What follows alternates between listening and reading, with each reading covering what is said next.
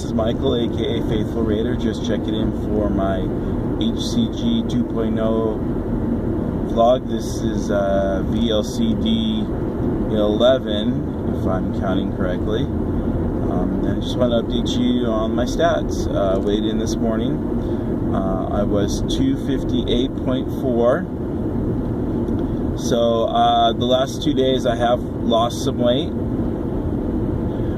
Remember that I had that gain where I felt it was just me retaining water when I had all that sodium. And so the last couple of days I've just increased my water intake and the weight's come right back off. So still, I mean, if you count for where I am for the week, I've only lost like, I don't know, I don't want to think about it. But I'm back below where I was at the start of the week, and I mean, that's all I can hope for. So far I've lost, like what, 14 pounds? A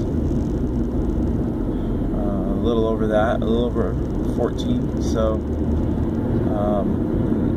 not bad. Still, again, is not as fast as I would like. I would hope I would be closer to 20 at this point, but I don't know. Looking back, I mean, usually within a 35-day round, I would only lose, you know, somewhere in the low to mid 30s. So I'm still ahead of pace, and I'm in that dreaded week 2, and just trying to get through it.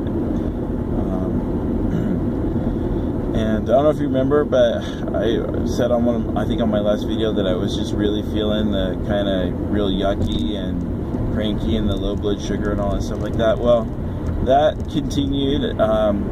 Yesterday morning I had a headache. It lasted about half the day.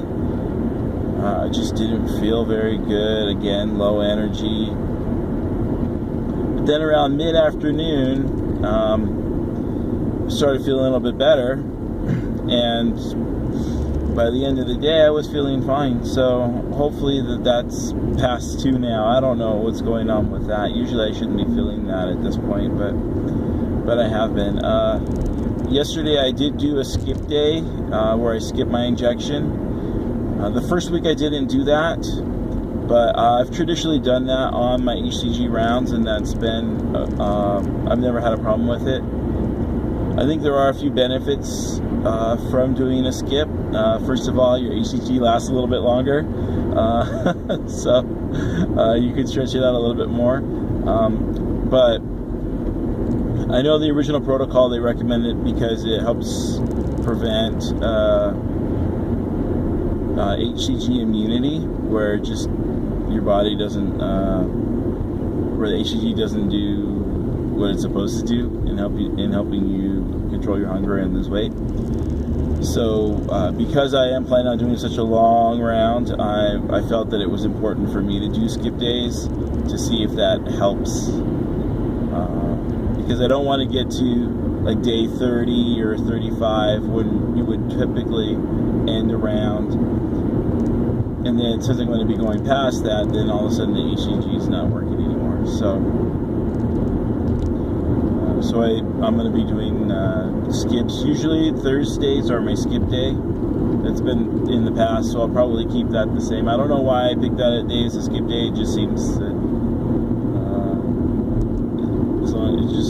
for some reason on Thursdays is the day I always want to skip. So yesterday when I woke up, I said, well, it's Thursday and I feel like doing a skip day, so I skipped it. So, and what's really weird is yesterday is where I started to feel better when I had the skip. So I don't know, maybe it's a good thing that I'm doing the skip. But I haven't felt too hungry the last few nights. I haven't really been hungry at all at night. Yesterday my foods were, I had a couple sausage links in the morning. I've been getting the low-fat sausage links, which are probably more HCG 2.0-esque, because you're not supposed to have too much fat.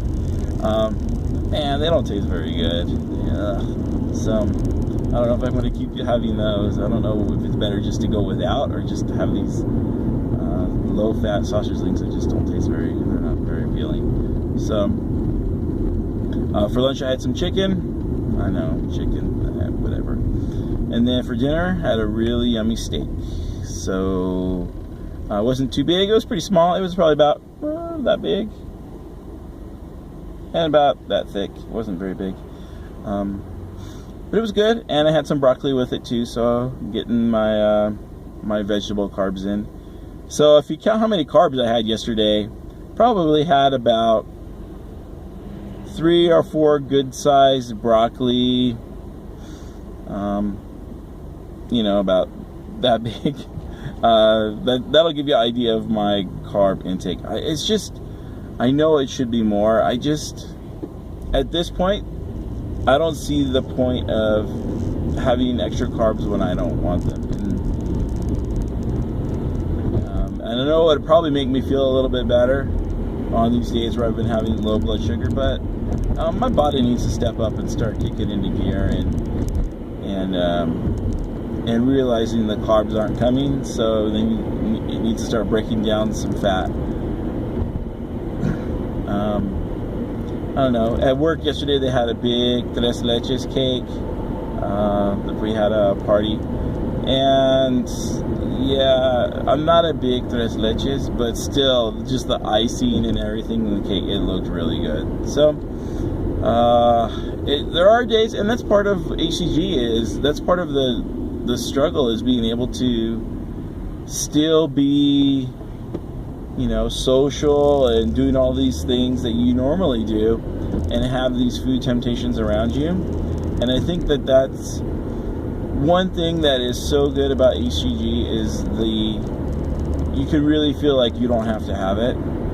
Sometimes on other diets you just say, oh, that just sounds so good, and then you know, it won't hurt anything if I have a slice. See, and HCG works in 2 different ways. One is, you know, if you cheat, you're going to gain so much weight, right? I mean, for those who have never been on HCG, when you cheat, bam, it throws you off track big time. You can tell you'll gain, and not just like a slice of cake is probably a couple hundred calories, maybe 400 or 500 calories, maybe more for a bigger slice. But I mean, in terms of actual weight, that's a fifth of a pound in terms of caloric intake, maybe. That's probably being kind of generous, but a fifth to a sixth of a pound.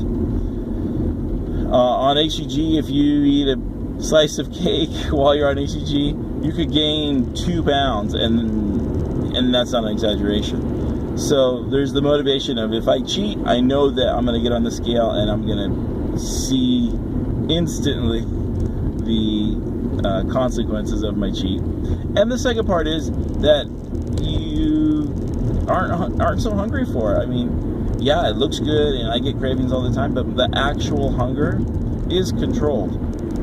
Like, my stomach is not, like, I don't have these aching stomach, oh, I've got to eat right now.